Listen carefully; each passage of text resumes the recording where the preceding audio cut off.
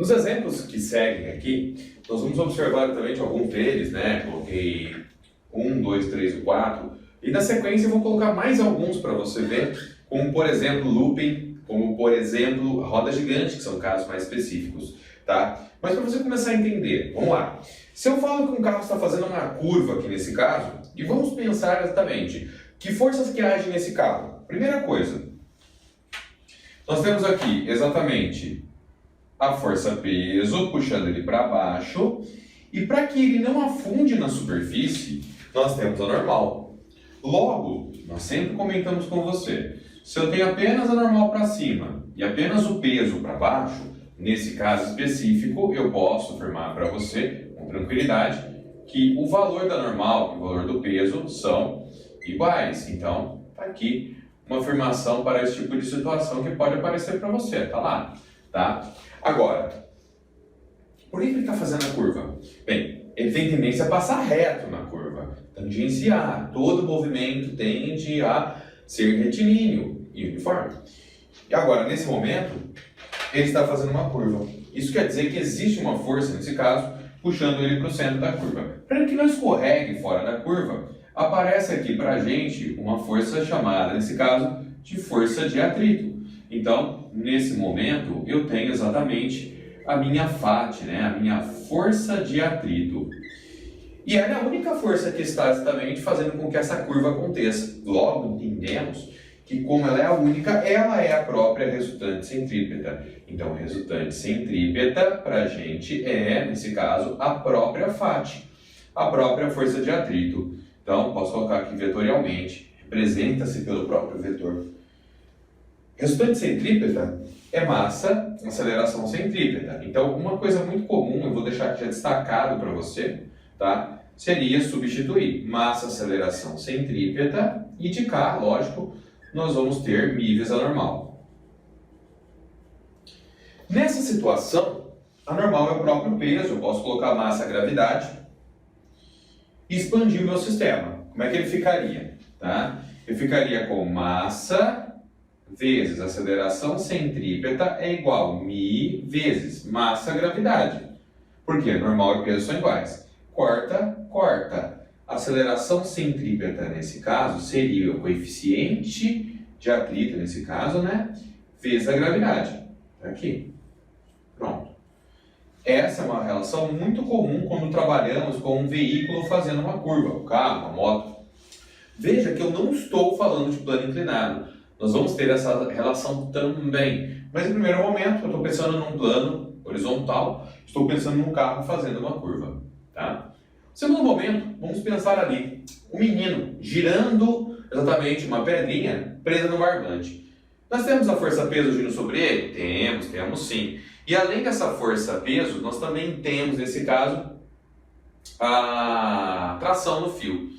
Tá? Vamos pegar um ponto específico para fazer essa análise, já que em cada ponto vai ter uma referência. Vamos dizer que nesse ponto, por exemplo, eu quero estudar como é que fica o meu sistema. O meu sistema tem exatamente, para o centro da minha circunferência, em qualquer ponto, ele tem uma tração. Então aqui eu tenho uma tração puxando meu sistema, certo? E eu tenho uma força, nesse caso, que seria a força-peso puxando ele para baixo. Como ele tem alta velocidade, a força-peso não vai influenciar no meu sistema. No entanto, essa mesma análise pode ser feita em pontos distintos. Por exemplo, eu posso falar que aqui em cima, no ponto mais alto, eu tenho a tração. E além da minha tração no meu sistema, vou escrever aqui para você, ó, tração, eu também tenho a minha força-peso. Já na parte de baixo desse movimento, eu posso dizer para você com grande tranquilidade, ó, trago meu fiozinho, tá? Você vai olhar para ele, tá aqui. E aí eu posso falar que aqui eu tenho a força-peso, puxando ele para baixo. E aqui eu tenho a minha tração. Em qualquer ponto que você pegar, você percebeu que você tem apenas a tração e o peso. Enquanto o fio não estourar. Se o fio estourar, só tem peso. Aí tem que ver o que vai acontecer no ponto que ele se rompe, tá? Pensando dessa forma, eu teria três maneiras aqui de analisar a minha resultante centrípeta. Na parte mais alta desse movimento, eu poderia falar, nesse caso, que A minha resultante centrípeta, que sempre vai apontar para o centro, é a soma das duas forças, tração mais peso. Nessa situação, a única força que aponta para o centro é a tração. Então, nessa situação, a minha resultante centrípeta é a própria tração. Já por que não peso? Porque como ela forma um ângulo de 90 graus, se eu decompor ela exatamente, eu teria um peso cosseno de 90. E cosseno de 90 é zero, logo o peso não influencia nesse movimento, pelo menos não lateralmente, ok? E na parte mais baixa, Jabor? Na parte mais baixa, eu poderia escrever com tranquilidade que a minha resultante vai ser a tração, que está apontando para o centro, né? Menos o peso. Tá? São três possibilidades de analisar a mesma coisa. Eu estou te dando as ideias para que você possa ver, mas depois vai ser equacionário, cada exercício vai pedir uma coisa. Mas eu quero que você tenha essa ideia. É muito importante você ver que a resultante não é uma força. Ela não é uma força, ela é a soma de forças. Então ela sempre vai ser resultante igual a alguma coisa. Ou igual a uma força, igual a várias forças sendo somadas, algumas somadas, outras subtraídas, mas sempre a resultante igual a alguém. Ela não entra no processo de somas e subtrações, ela não é uma força, ela apenas equivale a um valor que representa essa soma ou subtração. Bom, o átomo, caso clássico. O que nós temos aqui? A famosa história, né? Eu tenho prótons positivos, nêutrons, que não tem carga nenhuma, só apenas massa, inércia do nêutron, né? E nesse caso aqui eu teria os elétrons gerando na eletrosfera. Princípio de Diffie, né? Força de Coulomb.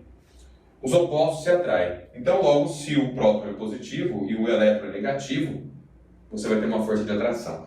Essa força de atração é uma força aqui que nós representamos como sendo a famosa força elétrica, né? Então, eu tenho aqui a famosa força elétrica que está apontando para o centro. Nesse caso, nós não consideramos a ação de forças externas, apenas a interação, também chamada de força nuclear fraca, né? Nesse caso, ela é a própria centrípeta. Então, eu posso escrever com grande tranquilidade que a minha resultante centrípeta, nesse caso, é a minha própria força elétrica. Se você quiser expandir o seu sistema, esse é interessante, porque quem vai prestar, principalmente vestibular no Sul, lá já aconteceu várias vezes, ele pediu uma relação envolvendo essa força elétrica, tá? A questão somatória aparece isso. Então, eu ficaria com massa, aceleração centrípeta, igual a K Qzinho por D ao quadrado. Jabur, eu nunca vi isso na vida. Se acalma, fera, tá? Não tem problema. Vai na minha aula lá de força de Coulomb ou força eletrostática, tá? Estuda a força elétrica, entende o que está acontecendo. Isso é um caso específico, tá? Quando você estuda todos os conteúdos do ano, você vai estar com isso afinadinho, tá? Pianinho. Ah, mas ela não tinha que ter visto? Não é que você não tinha que ter visto. Cada material adota uma sequência, tá? E tem gente que adota sua própria sequência de estudos. Então, tem gente que estudou primeiro elerodinâmica, depois eletrostática, em paralelo com mecânica. E tem gente que está entrando na eletrostática agora, entendeu? E tá tudo bem, gente. O importante é que você tenha toda essa sequência de conteúdo. Caso você ache, eu preciso voltar nisso ou naquilo, é importante que você tenha uma folhinha, um calendário, uma relação, para você, em determinados momentos, escrever, preciso voltar em tal conteúdo, preciso verificar tal exercício que tinha tal matéria, para você manter a sequência, só isso, tá? Mas até o final de um curso de física completo, você vai ver todos os conteúdos e alguns vão estar sendo observados em momentos diferentes. E tá tudo bem, gente, tá tudo bem, tá? Vamos lá, quarto caso. Tô pensando num carrinho passando no morrinho, no obstáculo, né? Como preferir. Eu exagerei no morrinho, né? Se falar obstáculo fica pequenininho, nem dá pra ver. Alguns talvez já tenham feito alguma brincadeira, né? Passar mais rápido com o carro em lugares que tem um asfalto mais tortuoso, né? Mais curvo. E dá aquele friozinho na barriga, né? Né? Normal, tá tudo bem, tá? Isso aí na realidade é uma diferença de força normal, acontece, tá bom? Tem gente que não gosta nem de sentir isso, aquela coisa ruim no estômago. Tem gente que já foi no elevador no Hopi Hari e percebeu isso lá. Viu?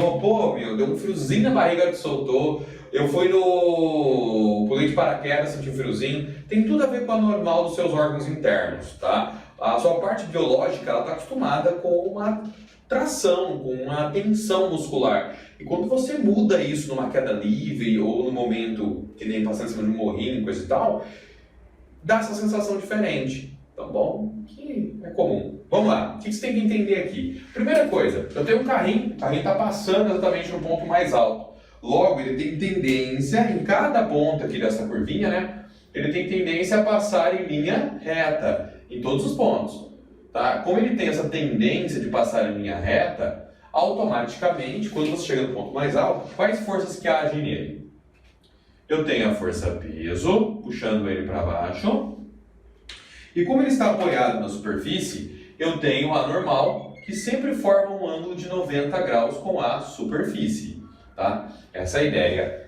Só essas duas, Jabur? Só essas duas. Tá? Mas é importante que você lembre, em cada caso, que mesmo quando eu não fico desenhando, tá? Eu tenho sempre uma resultante apontando para o centro. Se você estiver sentindo falta disso, eu vou representar em todos os casos, para você entender. Tá? Ó, eu tinha uma resultante centrípeta para o centro.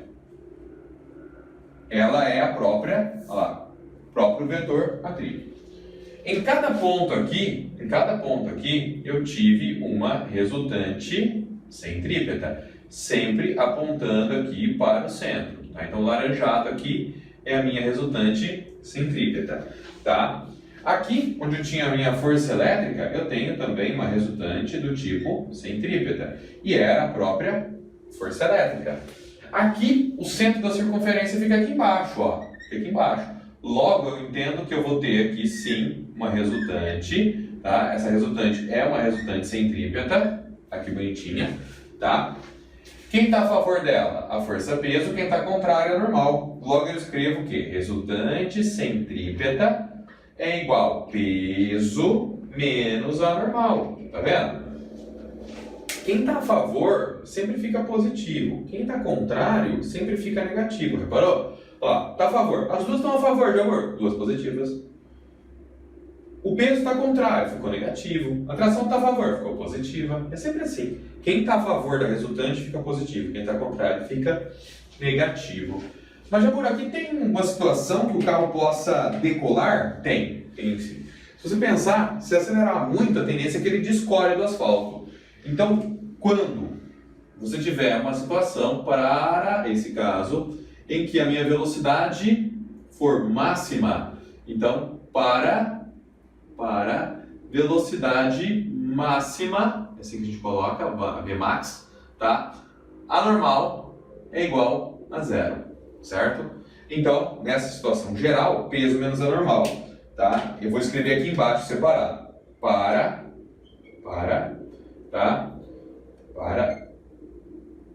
velocidade máxima, temos normal igual a zero, certo? Então, quando isso acontece, eu vou reescrever esse cara, vou botar até de outra cor, para você não confundir, tá? Resultante centrípeta é igual peso menos a normal. Nesse caso, a sua normal terá um valor igual a zero. Logo, nessa situação, a sua resultante centrípeta é o próprio peso. Mas só quando a velocidade for máxima nessa situação, Jabur? Sim, só quando a velocidade for máxima. Ele tem que avisar isso para você no enunciado, que ele está querendo a velocidade máxima ou que ele está com a velocidade máxima. E aí você consegue estabelecer essa relação da normal igual a zero. Jabur, tem mais algum lugar que a normal dá zero? Tem sim. Inclusive também tem casos de tração que não envolve movimento circular. Mas nós temos situações do tipo, eu vou mostrar para você aqui na sequência com outros exemplos que vão deixar mais esclarecido.